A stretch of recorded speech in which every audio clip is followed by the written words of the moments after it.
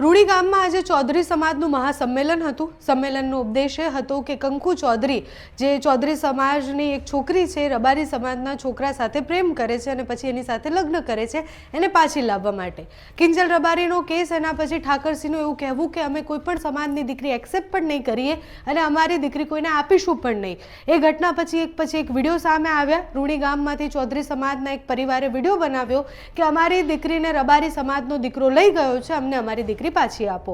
એ દીકરી કંકુ ચૌધરીએ ગઈકાલે વિડીયો બનાવીને એવું કહ્યું કે મને પરિવાર પાસે પાછું નથી આવવું, મારો એક પંખીનો માળો છે, મારો એક નાનો 1 વર્ષનો દીકરો છે, મારા પતિએ મને ભગાડીને લગ્ન કર્યા છે પણ જબરજસ્તી લગ્ન નથી કર્યા, અમે બંને પ્રેમ કરતા હતા અને એટલે અમે લગ્ન કર્યા છે અને એટલે જ અમને અલગ કરવામાં ન આવે।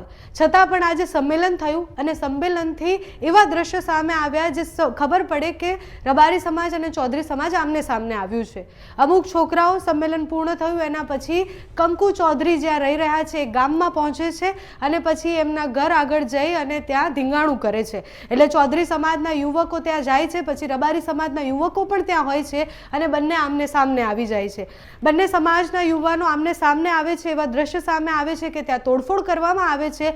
સંમેલન એટલે થયું હતું કે આગળ કોઈ પણ દીકરી આવું ન કરે, કે જે દીકરી કરે છે એને સમજાવવામાં આવે અને આપણી દીકરીને પાછી લાવવામાં આવે। હવે એ ઉગ્ર બની ગયું છે। કિંજલ રબારીનો કેસ જ્યારથી આવ્યો ત્યારથી એવા અણસાર દેખાતા હતા કે જો આ વસ્તુ શાંત નહીં થાય તો આગળ જતા એનો ઉગ્ર સ્વરૂપ પણ સામે આવી શકે છે, બંને સમાજો ઝઘડી પણ શકે છે।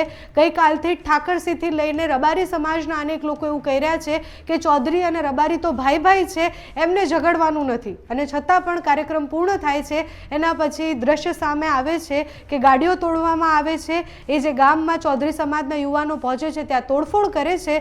હવે આગળ વિવાદ કઈ તરફ જાય છે, સમાધાન થાય છે કે કેમ, એ જોવાનું રહ્યું। એ ગામમાં જ્યારે ચૌધરી સમાજના યુવાનો પહોંચે છે એના પછી શું થાય છે, રબારી સમાજના યુવાનો સામે શું જવાબ આપે છે તે જુઓ।